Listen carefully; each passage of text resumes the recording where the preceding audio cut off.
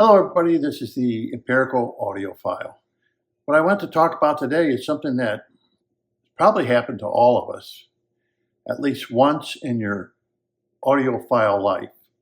For me, it's happened at least 3 times. Now, have you ever been out? You either go to a show or you go to a salon, and all of a sudden you hear something that sounds, well, absolutely wonderful. Sounds great. And you realize that something about that particular item is, fantastic. Well, let me make myself clear. I've heard different amplifiers and preamplifiers and like my Conrad Johnson here, you've got an amp and preamp. But I'll tell you, the best that I've heard, the ones that made the biggest impression on me in my lifetime, were integrated amps. Now, I know people are going to say, integrated amps? Why an integrated amp? You would expect separates to be the best. But for some reason, yes, they're good. I mean, I bought this is all separate. And I bought it because I thought it sounded good, but it wasn't one of those things when I listened to like Conrad Johnson or Jeff Rowland or some of the other makes out there, Griffin, they were very good at what they did, but they didn't get to your emotions, if you know what I mean. Like, when I was at the show, I heard a Western Electric 300B integrated amp. And I thought, wow, this is very impressive. It really sounds good. It had the Western Electric tubes in it. And I thought, man, this is very nice sounding. Of course, they weren't playing anything that was, bassy or anything. And yes, there were systems at the show that sounded better, it cost a lot more. But for some reason, that 300B integrated amp just was like, wow, is this nice? It just sounds nice. There was a guy named Harvey Rosenberg that once said, what audiophiles are looking for is a real good Wurlitzer jukebox. Because there's just something about it, the second harmonics, whatever it is that touches your soul, that you can just hear and say, wow, that really sounds nice. There was another time, once again, it was back in Chicago, a place called Quintessence, and I listened to a Renaissance 300B VAC integrated amp. It had 4 Western Electric 300B tubes per side, okay?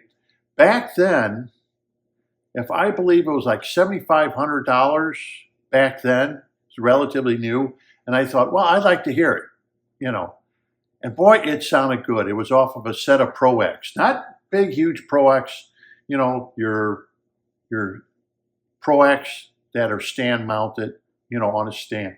But it really sounded good with that Renaissance 300B integrated amplifier. I was impressed with it. Of course, I couldn't afford $7,500. I have to say, yes, something with that sound hit me where, wow, this is nice. They don't make that integrated amp anymore. And you kind of wonder why, VAC doesn't make it. And maybe it was golden black and a really nice looking integrated amp. Sounded just wonderful. It was very impressive to me. I remember that. Yet, I've heard equipment, Krell, Jeff Rowland, audio research, stuff like that, cost a lot more, but it just didn't hit me the same way, if you know what I mean. Even though this didn't cost as much as some of those pieces of equipment, Brewmeister, stuff like that. Even though it didn't come near to those prices, just something about it that really hit me.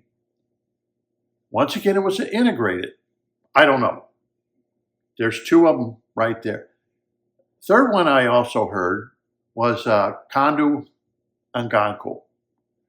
And this is an audio note, but I think it's Audio Note Japan. It's the one that, if you're not familiar with it, the audio notes right now, they come down. This one had a integrated, once again, integrated amplifier. I think it uses a 211 tube, if I'm not mistaken, which is a big broadcasting tube, which, you know, kind of went out after World War II. These tubes did, you know, you got your 845, your 211 tubes. They're broadcast, they're big tubes, and they kind of went out after World War II. You know, we don't need tubes anymore to broadcast a signal. I think it was RCA that originally, it was RCA or Western Electric that originally brought these tubes out. But I remember hearing that one, and it was highly rated in stereophile. Once again, integrated amp. And boy, that sounded good. If I remember, the speakers were Avant-Garde horn speakers. The Avant-Garde horn speakers were the ones that they were playing them off of. And these weren't the big Avant-Gardes. You know, they were just smaller ones costing, you know, maybe $30,000 or something like that, $35,000. Once again, the integrated amp, it was over $60,000 then. Okay, you can still find those integrated amps today. They still hold a good chunk of money to buy one. Like about $40,000, you can buy a used one, you know, which is almost 30 years old.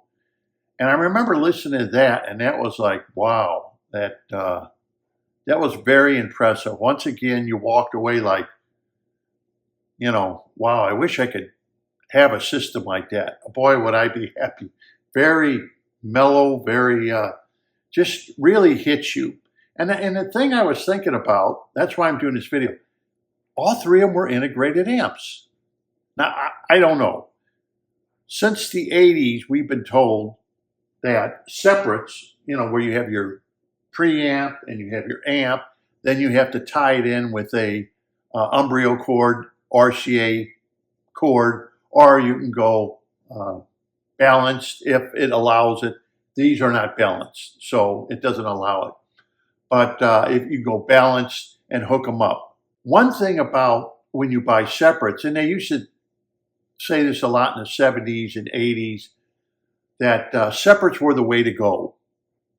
You know, if you wanted top quality, you had your receivers, and then you had your integrated amps, and then you had your separates. Okay, they convinced everybody, or try to convince everybody, that separates were the only way to go. But separates do have their problems.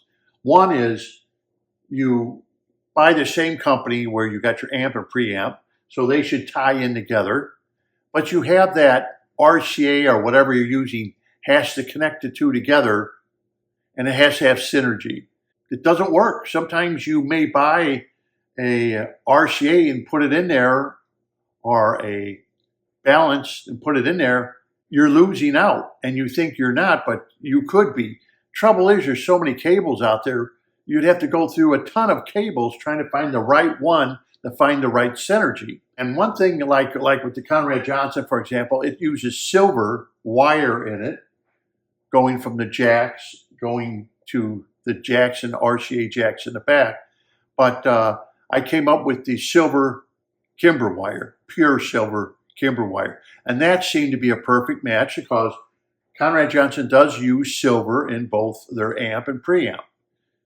So the synergy was there. But I know it's hard to get that synergy. But it was just funny to me that these integrated amps that everyone beats up on sounded so good and were the ones that really, really impressed me, were these integrated. Now, they weren't connected to the most expensive speakers in the world. You know, people today, they're still saying separates are the only way to go. And I'm going to have to say no. That's been proven wrong, especially when the Algonquin came out. When the Algonquin came out, that was the end of separates. You don't need separates to get a nice sounding system. No, that is completely false. Anyone who keeps saying that separates are going to be the best, no, that is not necessarily the case anymore, because I don't know anyone who would say, I don't want an Algonquin because it's an integrated. And that VAC 300B, that still commands a high price today if you want to buy it, and it's an integrated because it just sounds so good. I'd hate to retube it with 4 Western Electric tubes, 300B tubes per side. I'd hate to retube that thing. That would be very expensive. It was the beauty of the sound. It's just something you remember the rest of your life. They were integrated. So there's something to be said that if you have an integrated amp and it's been done correctly, there's no reason it cannot sound as good as separates. Because the separates, like I just mentioned, if you don't get the right, amp and preamp together, if you don't get that right interconnect in the back, you're not going to get all the potential. And you don't know when you buy an interconnect, is it the right one? You don't know. No manufacturer is going to sit there and tell you, we recommend that you use such and such interconnect for our amp and preamp. They're not going to tell you. They're not going to cut their own throat because sell you equipment and you need to find out what matches. And you see videos like that, like, well, I have 10 cables here and I listen to them, but I'm not going to tell you which one is the best, and I can't tell you. All I can do is give you the same adjectives as I give on all my equipment. If I had a chance to get a real good integrated amp, and it's not the Algonquin, and it's not going to be the VAC, it's not going to be. But if I had a chance to get one, and in fact, I was even thinking about it. I said, wow, that 300B Western Electric sounds pretty good.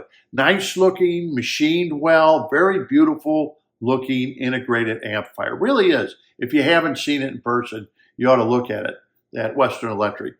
And I talked to a friend of mine named Lee up in Chicago, and he said, the only trouble with 300Bs, he says, I've listened to a lot of them. He says, they don't really have any bass. They don't have the impact that you're looking for. Because he knows my system, he knows my taste. He said, if you bought it, yeah, it may sound good, but you're going to be missing that bottom end. And that's true. It's nice that when you can talk to another audiophile and they're just straight with you, that I know your system, I know what you like, and you're not going to like that particular 300B because you like more bottom end. You like that tight bass and everything. And 300Bs just don't seem to do that. They give you everything in the mid-range and everything, but they just don't give you that, bottom end that a lot of us audiophiles are looking for. And I took him at his word because he said, I've listened to a lot. I've listened to a lot too, but sometimes it's good to ask somebody if they will tell you the truth, okay, and give you their opinion. I don't think you would be happy with something like that, spending your money on it.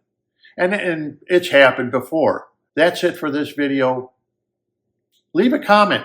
Has that ever happened to you? Have you listened to something and it wasn't a big, huge, expensive, outrageously priced system, and you thought to yourself, wow, does that really impress me? Does that amp or does that receiver or does that integrated amp really sound good? Like I told you, 3 that is on the top of my list. I was very impressed with them. So until next time, this is the Empirical Audiophile, and happy listening. And don't forget to leave a comment if it's happened to you where you've heard something. I don't care what amp it was or manufacturer, it really just impressed you and you wish you could have bought it. So happy listening.